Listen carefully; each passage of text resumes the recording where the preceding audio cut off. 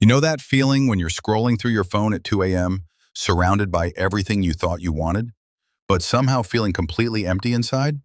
Yeah, that's not an accident. What I'm about to show you will change how you see everything. Your job, your relationships, your entire life. But I'm warning you, once you see this, you can't unsee it. We're told we're living in the best time in human history. More choices, more freedom, more opportunity than ever before. So why does it feel like we're slowly dying inside? The answer isn't what you think, and it's not your fault. Chapter 1. The Illusion of Choice. The Cereal Aisle Revelation. Picture this. You walk into a supermarket, hundreds of cereal boxes stare back at you. Chocolate-flavored, gluten-free, organic, sugar-loaded, oat-based, keto-approved. At first it feels empowering. So many choices, so much freedom. But wait. Who decided these were the cereals you could choose from? You didn't grow the grains. You didn't design the packaging. You didn't even question whether cereal was the best way to start your day. You just walked in and chose from what was already selected for you. This is the modern illusion of freedom, and it's everywhere. But this is just the beginning. The rabbit hole goes much deeper. Your career? You're free to choose between options the system has deemed profitable. Want to be a poet? Sure, but can you survive without monetizing your art? The system whispers, be who you want, but only if it's economically viable. Even your opinions are shaped within invisible walls. Yes, you can say whatever you want, until it makes others uncomfortable, until it questions the structure itself. Here's what blew my mind. We confuse variety with freedom, but freedom isn't having 50 brands of toothpaste. Freedom is having the power to question why toothpaste became a billion-dollar industry in the first place. But if you think that's disturbing, wait until you see what's happening to your brain. Chapter 2. Your Brain on Dopamine. The Addiction You Don't Know You Have. Right now, as you're watching this, your brain is being hacked. Every notification is a small injection. Every like is a tiny hit. Every swipe is a microtransaction in the economy of your own mind. You wake up and immediately check your phone. Not because you're expecting anything important, but because the checking itself has become the importance. This isn't your fault. Food scientists study your brain's reward pathways the way military strategists study enemy territory. They've engineered flavors designed to bypass your natural, I'm full signals. The result? You can feel hungry even when you're full. You can crave foods that don't nourish you. You can eat without satisfaction, always looking for the next hit. But here's the scary part. This isn't just about food. It's about everything. Social media designed to be addictive, shopping experiences that trigger impulse purchases, entertainment that keeps you watching even when you're not enjoying it. We've become lab rats pressing a lever for intermittent rewards, except we built a lab, and we programmed the schedule. But wait, it gets worse. Because this dopamine hijacking has created something even more sinister. Chapter 3. The Performance Trap. When life becomes content. You wake up and within 3 minutes you're already performing. Check your phone. See how many people engage with yesterday's post.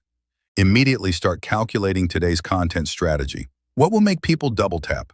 What will spark comments? What will confirm that you exist in the minds of others? You haven't even brushed your teeth, and you're already on stage. Here's the twisted part. We're told to be authentic, but authenticity itself has become a performance. We're encouraged to find ourselves, but the self we find must be optimized for an audience. Think about it. You don't go to restaurants to enjoy food, you go to create content about enjoying food.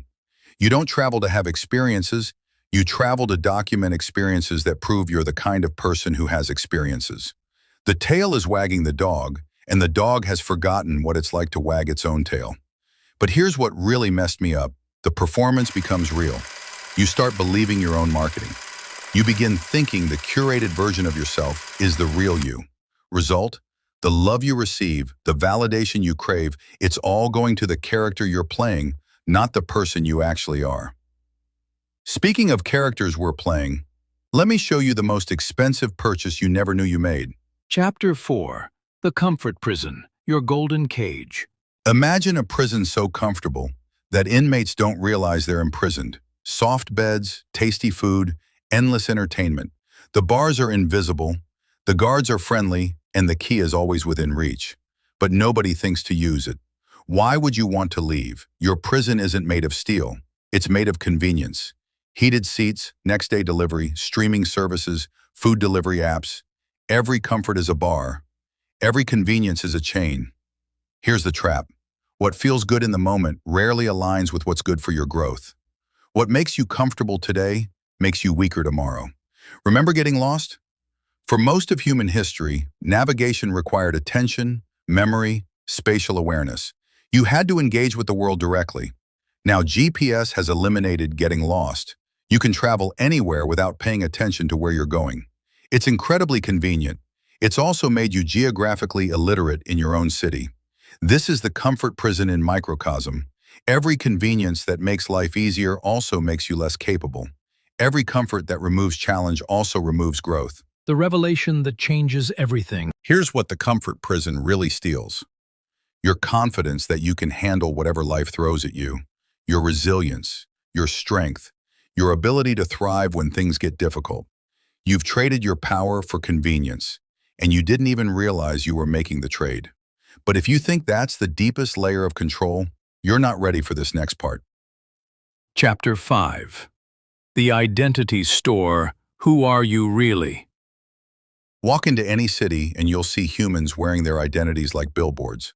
The fitness enthusiast broadcasting their health commitment. The coffee connoisseur signaling their refined taste. The minimalist proclaiming their spiritual superiority. Everyone is advertising. The product is themselves. But here's what I realized. If you can buy your identity, is it really yours? If you can change your personality like changing clothes, what's the real you underneath all the costumes? We've turned identity into a consumer choice. Instead of asking, who am I? We ask, who do I want to be seen as? The dark secret, the identity marketplace profits from your insecurity. The more uncertain you are about your worth, the more you'll spend on symbols that promise to demonstrate your value. Social media turned this into a 24/7 stock exchange where attention is currency and aspiration is the commodity. Every post is a press release for your personal brand. Every photo is an advertisement for your lifestyle. Every story is a marketing campaign for your identity. The result? Your CEO, marketing director, and product all in one. You're running a corporation called you and the market never closes. But here's the question that haunts the identity marketplace. If you're always performing, if you're always optimizing, if you're always curating, then the love you receive is going to the character you're playing, not the person you actually are. And the person you actually are remains hidden, unknown, unloved. Not because you're unlovable, but because you've never allowed yourself to be seen. But there's a way out, and it starts with a moment I call Chapter 6. The Awakening. When the theater lights turn on. There comes a moment when the theater lights suddenly turn on mid-performance, and you realize you're an actor in a play you never auditioned for. This is the awakening. It might happen during your morning commute when you see dozens of people staring into screens and suddenly recognize them as zombies in a technological trance. It might occur while scrolling social media when you realize you've been living your life as content for other people's consumption.